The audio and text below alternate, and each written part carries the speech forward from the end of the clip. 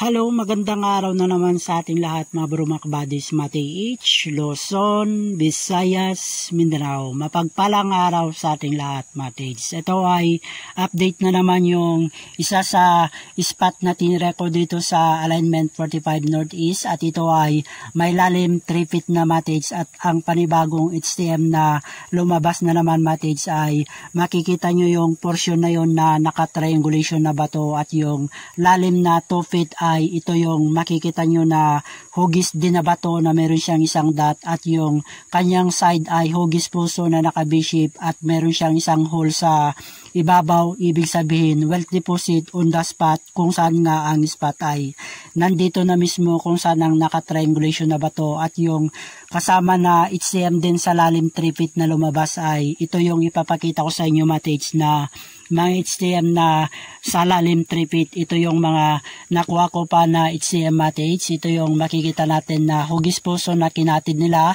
Plus ito ang makikita natin matage ay hugis diamond siya na nagpapahiwatig na may halong diamond yung spot na tinira ko. Kung saan nga itong makikita rin ninyo na bato na ito ay meron siyang isang hole. At yan ang nagpapahiwatig ng spot deposit kung saan ang mga bato na ito matage na kinatid nila ay hugis puso na nagpapahiwatig wealth deposit at ito ay naka B-shape din nagpapahiwatig center spot na kung saan nga ang lumabas na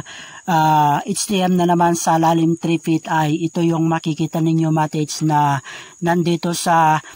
gitna mismo na kung saan itong hugis din na bato na meron siyang isang dot at yung kanyang side ay hugis puso na meron siyang hole dito na nagpapahiwatig wealth deposit on the spot, treasure underneath ang pinapahiwatig niya kung saan nga ang spot ay nandito na mismo matage kung saan itong makikita nyo na naka-triangulation na bato na kung saan itong malapad na bato ang coordinate niya na bato na yon at yung isang bato dito ay exacto triangulation at yung nandito sa katabi nila matage ay ito yung makikita ninyo na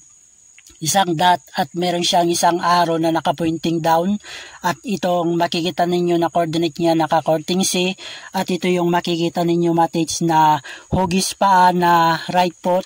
Pag ganyan siya matage ay makikita nyo right foot siya. Pagbalik ta rin natin na ganito matage ay naka-symbolation siya ng enter sign, nagpapahiwatig enter here at naka-B-shape din siya. Ibig sabihin dito na mismo ang center spot matage. At ngayon ang titignan naman natin na nandito matage sa malapad na ito ay makikita nyo kung ano ang nakaukit sa kanyang ilalim dahil itong dot na ito ay ito yung coordinate niya na naka-courting C na meron itong arrow na nagpapahiwatig naka-pointing down dito mismo sa gitna kung saan ay tignan natin ang kanyang coordinate matage na pinapahiwatig itong malapad na bato na ito na meron siyang courting C. Ito ang makikita natin sa kanyang likod matage sa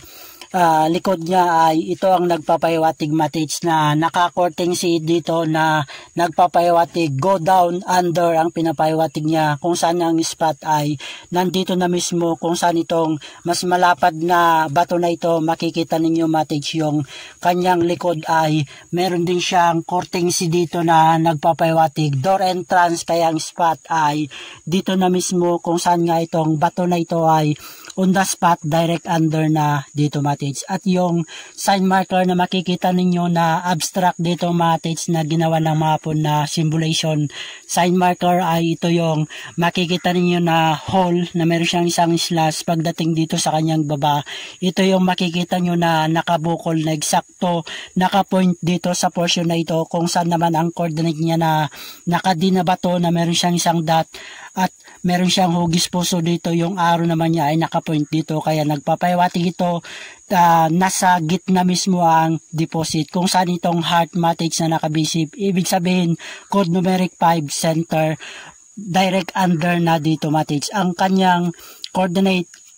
sign marker matage na makikita natin itong makikita nyo na bato na ginawa nilang animal sign marker na kung saan ang dot na makikita ninyo at mata niya at yung pinaka-arrow niya at bunganga ay nakapoint at nakatingin dito sa kanyang coordinate HTM sa lalim 2 feet at ito ay nasa lalim 3 feet na ito matage. So hopefully ito ay mababaw na matage. At another coordinate sign marker matage na makikita nyo ay ito yung makikita ninyo na bato dito na dalawa na naka-intersign at ito ay kinatid nila. Plus dito mates ay meron tayong makikitang mata na nakatingin dito at itong bato na ito ay ang kanyang ibabaw mates ay meron tayong makikitang naka-triangulation na meron siyang isang itchy dito plus isang dot dito or hole, isang hole dito at hugis puso at naka-triangulation siya. Ibig sabihin mates ay well deposit kung saan ang pinapaiwatig niya yung triangulation ay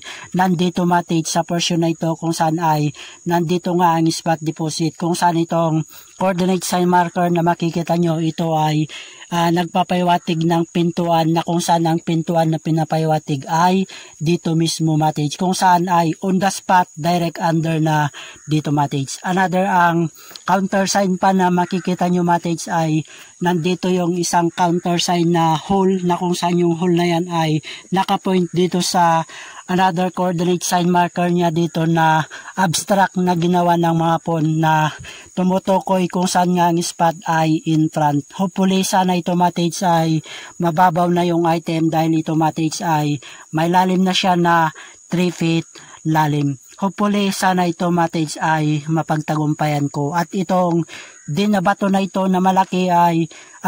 tatanggalin ko ito mates sa susunod na araw dahil ito ay updated lamang sa inyo para makita nyo kung paano gumawa ng setup ng mga pawn sa kanilang pagbaon ng kayamanan nung iniwan nila nung digmang ikalawa 1942 dito sa ating bansang biblical affair. Hopefully sana mates lahat tayo ay magtagumpay na mabigyan blessing ng ating amang lumikhang Abayahawa at ang kanyang nagisang anak, King Sayawa siya'y guide and bless sa ating lahat. More tiyaga lang sa ating lahat, more power to all, Abalayam, bless sa ating lahat, Matich. Yada, more power to all, Katich.